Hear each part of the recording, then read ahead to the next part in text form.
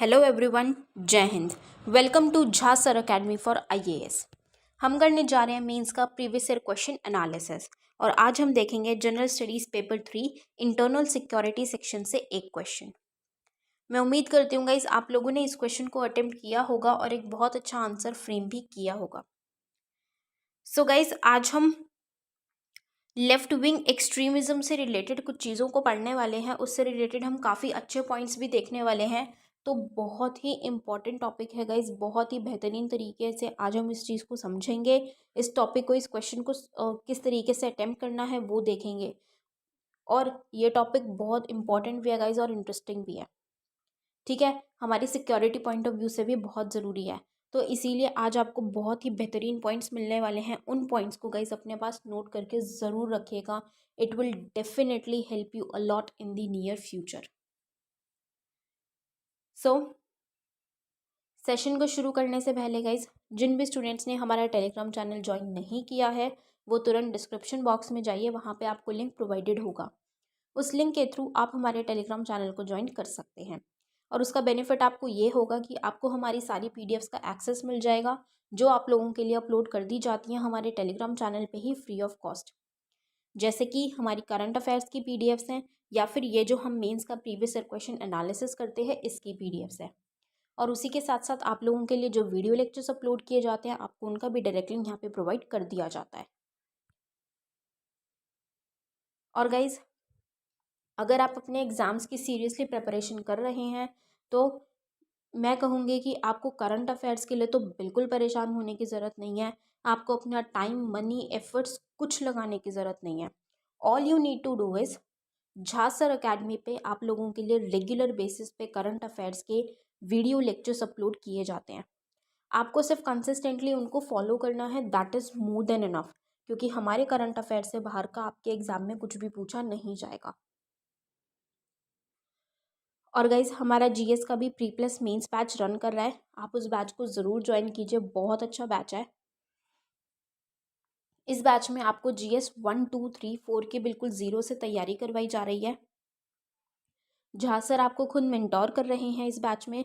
और अगर आप बैच की डिटेल्स को प्रॉपर तरीके से फॉलो करेंगे और जहाँ सर के द्वारा दी गई गाइडलाइंस को फॉलो करेंगे तो आपका एग्ज़ाम निकलने से कोई नहीं रोक सकता गाइज, आपका सिलेक्शन पक्का है।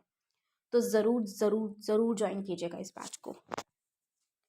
और हमारा मेंस का भी आंसर राइटिंग बैच रन कर रहा है गाइज, आप इस बैच को भी ज़रूर ज्वाइन कीजिए, बहुत ही बेहतरीन बैच है।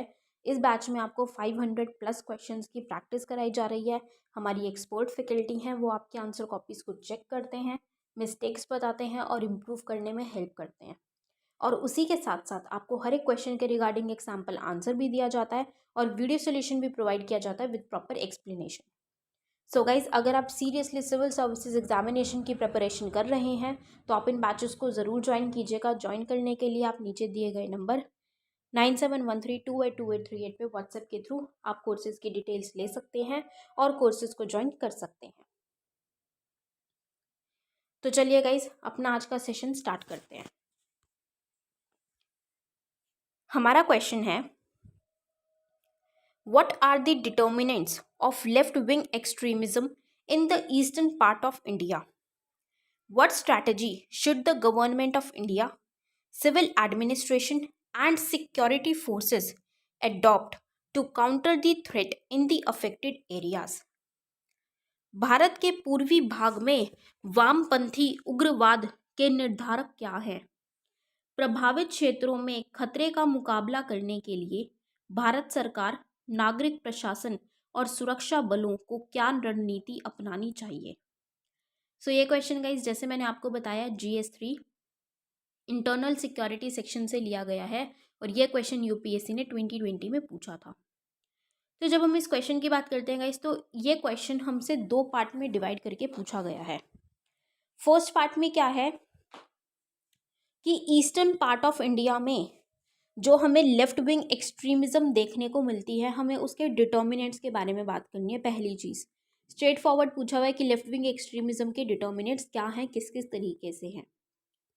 सेकंड, दूसरे पार्ट में हमें क्या बताना है कि अब जो ऐसे अफेक्टेड एरियाज हैं, मतलब जो ऐसे हमें क्षेत्र देखने को मिलते हैं जहाँ पे हमें खतरा दिखता है थ्रेट हमें देखने को मिलता है वहाँ पे, तो वहाँ का थ्रेट खतरा कम करने के लिए, उसको सॉल्व करने के लिए, काउंटर करने के लिए भारत सरकार को किस तरीके की रणनीति बनानी चाहिए, स्ट्रैटेजी किस तरीके की बनानी है भारत सरकार को।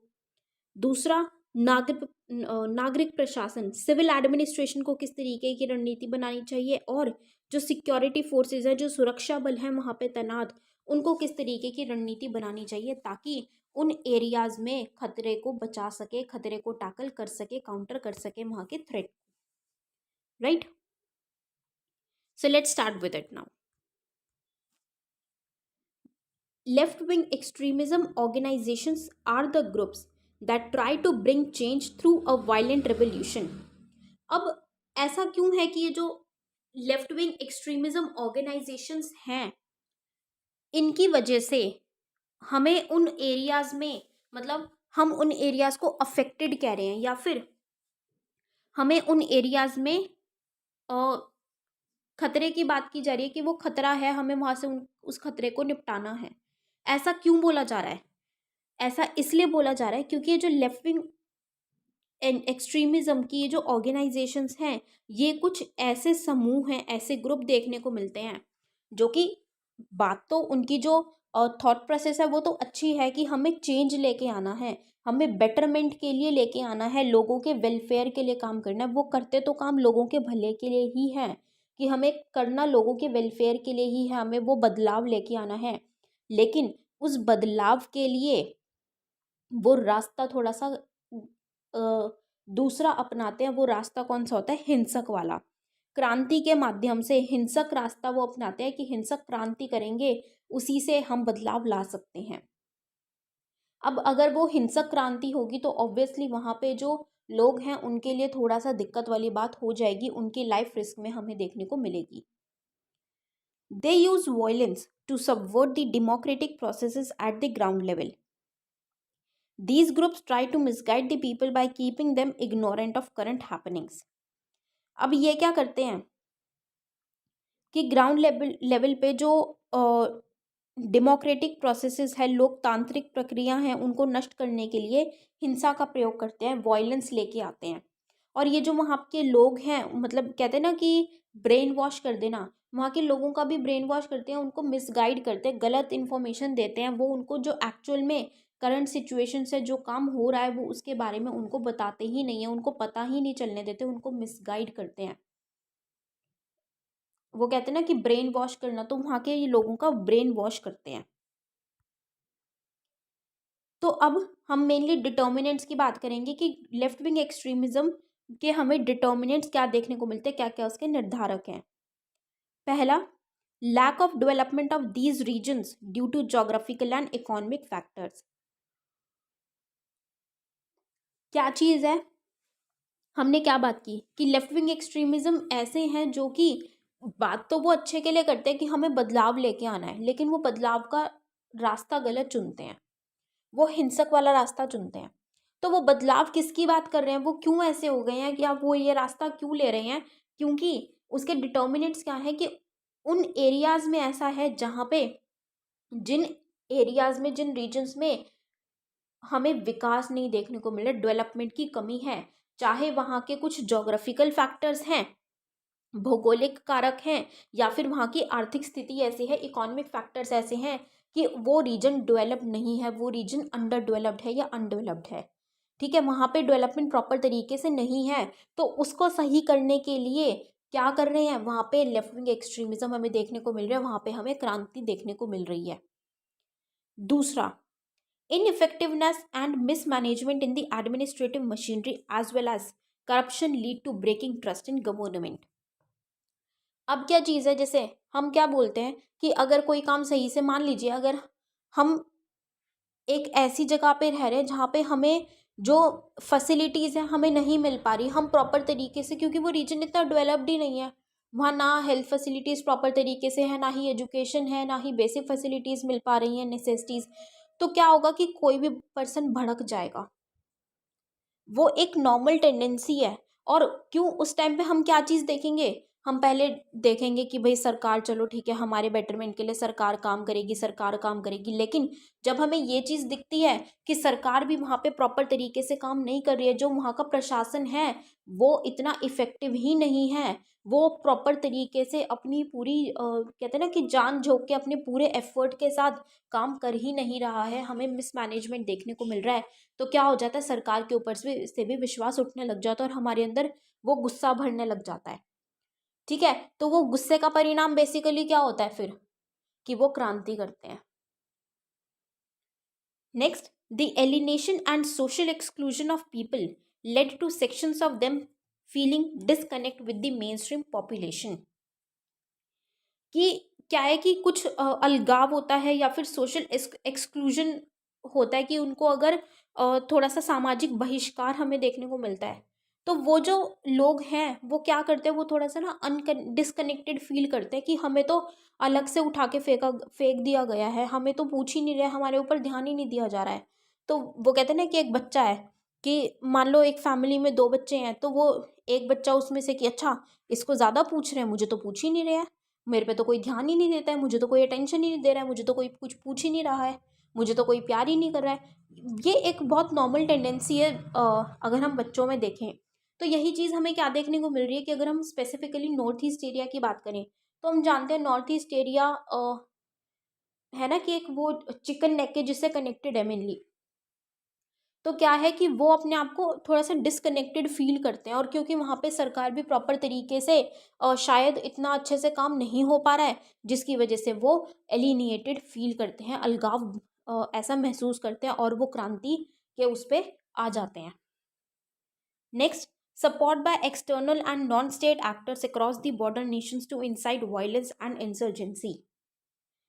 कि जो अब क्या चीज़ है कि हमें वहाँ पे दूसरी कंट्रीज़ का बॉर्डर लग रहा है, तो वहाँ पे उनको बाहर से जो एक्सटर्नल फैक्टर्स हैं उनका सपोर्ट मिल रहा है उनको, कि वो उनको सपोर्ट करें कि हाँ देखो, वो कहते हैं ना कि दूसरा जैसे रिश्तेदार आके भड़का गए, कि बच्चा है, बच्चा कह रहा है अरे मुझ पे तो ध्यान ही नहीं दे रहे, मुझे तो पूछ ही नहीं रहे, फिर कोई आया बाहर से, कोई रिश्तेदार आया, कोई आया, अरे तेरी मम्मी तेरे को नहीं पूछती, थोड़ा सा ये चीज़ें, तो वो वाली बात हो रही है कि वो एक्सटर्नल फैक्टर आके उनको और उनको सपोर्ट करते हैं कि अरे अरे अरे हम तुम्हें हेल्प करेंगे, कोई बात नहीं बेटा, कोई बात नहीं, हम तुम्हें मदद करेंगे, कोई बात नहीं, हम हैं तुम्हारे साथ। वो चीज़ें, या जो नॉन स्टेट एक्टर्स हमें देखने को मिलते हैं, तो वो उनको हेल्प करते हैं, जिसकी वजह से वो वायलेंस और इंसर्जेंसी जैसे केसेस हमें वहाँ पे देखने को मिलते हैं। Next, unchecked use of AFSPA, armed forces special forces act, armed forces special protection act. इसका अनचेक्ड यूज़ है, मतलब कि ये लगाया जा रहा है, आर्मी के कंट्रोल में दिया जा रहा है, और वहाँ पे क्या है कि उनको आर्मी वालों को बहुत ज़्यादा पावर्स दे दी जाती है कि वो गोली भी चला सकते हैं, किसी को शूट कर सकते हैं। ठीक है, किसी के घर में बिना किसी वारंट के वो जाके सर्च कर सकते हैं, घुस सकते हैं घर में सर्च करने के लिए, इंक्वायरी के लिए किसी को भी रोक सकते हैं, वो ठीक है, लेकिन अनचेक्ड है वो, कि वो जो कुछ भी करें वो क्वेश्चनेबल ही नहीं होता है। वो अनचेक्ड यूज़ की वजह से हमें ये वॉयलेंस देखने को मिलती है, गुस्सा लोगों में देखने को मिलता है। ठीक है, तो ये तो थे कुछ डिटर्मिनेंट्स। अब हम बात करें कि गवर्नमेंट को, सरकार को या प्रशासन को, सिविल एडमिनिस्ट्रेशन को, और जो सिक्योरिटी फोर्सेस हैं उनको किस तरीके से क्या स्ट्रैटेजी रखनी चाहिए ताकि वो इसे टैकल कर पाए, इसको कंट्रोल कर सके। First, the ministry of home affairs has created a division for capacity building in left wing extremism affected areas. कि मिनिस्ट्री ऑफ होम अफेयर्स जो है उन्होंने एक डिवीज़न बनाई है, किस लिए, कि जहाँ पे हमें जिन जिन स्टेट्स में हमें लेफ्ट विंग एक्सट्रीमिज़म देखने को मिल रहा है, वहाँ पे हम थोड़ी सी डेवलपमेंट कर सकें, वहाँ हम कैपेसिटी बिल्डअप करें, वहाँ की सिचुएशन हम थोड़ा सा सही करें, ताकि हम उनका विश्वास जीत पाएँ, हम उनको थोड़ा सा पीस दे पाएँ, उनका विश्वास जीत पाएँ, और हम इसको टैकल कर पाएँ। पहली चीज़। दूसरा, समाधान strategy of the government to frame short term and long term policies to tackle left wing extremism. कि सरकार क्या लेके एक समाधान स्ट्रैटेजी लेके आई, कि समाधान स्ट्रैटेजी किस लिए लेके आई, कि शॉर्ट टर्म, एक छोटे टर्म के लिए, एक लंबे टाइम के लिए, छोटे टाइम के लिए भी नीतियां बनाई जाए, जिससे कि लेफ्ट विंग एक्सट्रीमिज्म को टैकल किया जा सके। वो समाधान क्या है? समाधान स्टैंड्स फॉर स्मार्ट लीडरशिप, कि वहाँ पे लीडरशिप अच्छी हो, प्रॉपर तरीके से हो। जैसे अगर हमने बात की कि एडमिनिस्ट्रेटिव मशीनरी इनफेक्टिव है, तो अगर वहाँ पे जो एडमिनिस्ट्रेशन है, अगर वहाँ पे जो एक लीडर, मतलब लीडरशिप अच्छी होगी, एक पर्सन ऐसा होगा जो एक ग्रेट लीडर होगा, वो प्रॉपर तरीके से काम करेगा, लोगों को बताएगा, अवेयर करेगा, उनको अपनी तरफ मतलब सरकार में विश्वास दिलाएगा, तो क्या होगा, हम उसको टैकल कर पाएंगे। ए स्टैंड्स फॉर एग्रेसिव स्ट्रैटेजी, कि कई बार टैकल करने के लिए एग्रेसिव भी होना ज़रूरी हो सकता है, तो एग्रेसिव स्ट्रैटेजी भी रख के लेके चलेंगे। नेक्स्ट, मोटिवेशन एंड ट्रेनिंग, कि उनको मोटिवेट किया जाएगा, ट्रेनिंग दी जाएगी ताकि उनको एम्प्लॉयमेंट अपॉर्चुनिटीज़ में मिल सके। एक्शनेबल इंटेलिजेंस, ठीक है, कि कहाँ पे किस तरीके से कब एक्शन और क्या एक्शन लेने की ज़रूरत है, एकदम अर्जेंटली हम एक्शन ले पाएँ। डैशबोर्ड बेस्ड की परफॉर्मेंस इंडिकेटर्स, ठीक है, एंड की रिजल्ट एरियाज, कि हमें उन चीज़ों को कि कहाँ पे किस तरीके से इंडिकेटर्स क्या है, कि किस तरीके से काम करना है, क्या क्या रिजल्ट होगा, क्या एरियाज में किस तरीके से काम करना है। बेसिकली हार्नेसिंग टेक्नोलॉजी, टेक्नोलॉजी का प्रॉपर तरीके से यूज़ किया जा सके। An action plan for each theatre, हर जगह के लिए उस एरिया को देखते हुए, सिचुएशन को देखते हुए एक्शन प्लान बनाया जाए। And no access to financing, ठीक है, कि फाइनेंसिंग का ज़्यादा उनको एक्सेस ना मिले। कि क्या हो रहा है, अब वो उनको बाहर से जो पैसे मिलते हैं, क्योंकि उनको एक्सटर्नल हेल्प मिलती है, सपोर्ट मिलता है, या नॉन स्टेट एक्टर्स उनको सपोर्ट करते हैं, तो उनको फंडिंग तो बेसिकली वहीं से मिलती है, तभी तो वो इतना ज़्यादा काम कर पा रहे हैं। कि हमें ये इंसर्जेंसी और ये वायलेंस देखने को मिल रही है, तो उनको फंडिंग ना हो पाए, फाइनेंसिंग का एक्सेस उनको ना मिले, ठीक है, ताकि हम इसको टैकल कर सकें। Next, national policy and action plan, adopting a multi-pronged strategy in the areas of security, development, ensuring rights and entitlement of local communities, कि एक नेशनल पॉलिसी, राष्ट्रीय नीति और कार्य योजना बनानी है, ऐसी एक अडॉप्ट करनी है, जिसमें कि एक मल्टी, मतलब उसमें स्ट्रैटेजी इस तरीके से बनाई जाएगी कि हम वेरियस सेक्टर्स में देख सकें, वेरियस चीज़ों पे हम ध्यान दे सकें, कहाँ कहाँ पे कौन कौन से एरियाज़ में सिक्योरिटी को हम ध्यान में रख सकें, अपनी सुरक्षा को। डेवलपमेंट हम वहाँ पे देख सकें कि हम उन रीजन्स को, क्योंकि वो लेस डेवलप्ड हैं, वहाँ पे डेवलपमेंट नहीं है, तो हम वहाँ पे डेवलपमेंट प्रॉपर तरीके से जिस तरीके से ला पाए, हमें वो एक्शन प्लान लेके आना है, ठीक है। उन लोगों को, वो जो वहाँ के लोकल कम्युनिटीज़ हैं, हम उनको राइट्स, उनके अधिकार दे पाएँ, सुनिश्चित कर पाएँ कि उनको उनके अधिकार और जो भी वो डिज़र्व करते हैं वो उनको मिले। अगर वो उनको मिलेगा तो वहाँ पे सैटिस्फाइड होंगे, तो हमें ऑटोमेटिकली ये सब चीज़ें कम होती हुई देखने को मिल जाएंगी। The modernisation of the police force aims at narrowing the gap between police and locals through personal interaction, कि अब जो पुलिस फोर्स की हमें मॉडर्नाइजेशन, आधुनिकीकरण देखने को मिल रहा, वो किस पे एम कर रहा है, मतलब उसका उद्देश्य क्या है, कि जो पुलिस और लोकल्स के बीच में जो गैप देखने को मिलता है, अभी भी अगर हम देखें ना, तो हमारी बहुत सारी population, maximum of the population ऐसी है कि पुलिस के मामलों में ना कोई नहीं बढ़ना चाहता, कोई पुलिस से भिड़ना ही नहीं चाहता। ऐसी बहुत मतलब मैक्सिमम पॉपुलेशन अगर हम कहें तो ऐसी है कि यार कौन पछड़े में पड़ेगा, वो चीज़ है। क्यों? क्योंकि वो पुलिस का एक तरीके से वो नाम, वो इमेज इस तरीके की बनी हुई है। तो क्या रखा गया है कि पुलिस जो है वो लोकल पीपल से, लोगों से पर्सनल इंटरैक्ट करेंगे, बातचीत करेंगे, ताकि लोगों के में और जो पुलिस के बीच में जो एक गैप हमें देखने को मिलता है, डिफरेंस देखने को मिलता है, उसको कम किया जा सके। वो डिफरेंस कम होगा तो लोग पुलिस के पास जाने के लिए हिचकेंगे भी नहीं, हेजिटेट नहीं करेंगे, ना ही डरेंगे, ठीक है। तो वो उस पर उनका विश्वास बन जाएगा। Next, institutional measures like black panther combat force, Bastariya battalion, locals joining as police who are well informed of the terrain, कि कुछ इंस्टीट्यूशनल मेजर्स लेके आने हैं हमें, जैसे कि हमें ये फोर्स बनानी है, बटालियन बनाने हैं, जहाँ पे हमें लोकल्स को ऐड करना है, वहाँ पे हमें लोकल्स को लेके आना है, उनको ज्वाइनिंग करवानी है, ताकि, क्योंकि वो वहाँ के टेरेन के बारे में, वहाँ के सिचुएशंस के बारे में बेहतर तरीके से जानते हैं, और अगर लोकल्स ही वहाँ पे आ जाएंगे उसके अंदर, तो वो क्या करेंगे, वो वहाँ पे इन्वॉल्व होंगे, और उनकी जो एक तरीके से उनको एम्प्लॉयमेंट में मिलेगी, और वहाँ पे वो बेटर तरीके से काम भी कर पाएंगे, और वहाँ के लोग सेटिस्फाइड भी रहेंगे फिर। Next, infrastructure development like constructing roads, mobile tower project to bring the locals into the mainstream, कि अब जो एक वो कनेक्टिविटी प्रॉब्लम देखते हैं कि वो डिसकनेक्टेड फील करते हैं, ठीक है, कि हमें आइसोलेट कर दिया, वो एक अलगाव महसूस करते हैं, तो वो नहीं होगा। किस तरीके से अगर हम वहाँ पे प्रॉपर रोड कंस्ट्रक्शन कर देंगे, ठीक है, जो वहाँ पे रोड हैं उनका निर्माण कर देंगे, एक प्रॉपर इंफ्रास्ट्रक्चर होगा कि वो कनेक्टेड हो जाएंगे ऑल ओवर दी, मतलब बाकी की जो पॉपुलेशन है, बाकी की जो कंट्री है, उनसे वो कनेक्टेड हो जाएंगे। और वहाँ पे मोबाइल टावर हो कि वहाँ पे इंटरनेट कनेक्टिविटी प्रॉपर तरीके से हो कि सोशल मीडिया से भी वो प्रॉपर सभी से connect all over the world वो कनेक्टेड हो जाएं, ठीक है। Next, capacity building and skill development of the locals with schemes like Roshni that aims at providing jobs to the locals, the Eklavya model residency schools for an education facility to tribal children, कि उनकी capacity building करनी है, उनकी skill development करनी है ताकि वो jobs ले सकें और वो जो अंडर डेवलपमेंट, जो उनकी पुअर कंडीशन देखने को मिल रहा है, उसको हम सुधार सकें, ठीक है। जैसे कि स्कीम्स लाई गई रोशनी ताकि उनको जॉब दी जा सके, या वहाँ पे स्कूल्स खोले गए ताकि उनको एजुकेशन प्रॉपर तरीके से अच्छी एजुकेशन उनको प्रोवाइड की जा सके।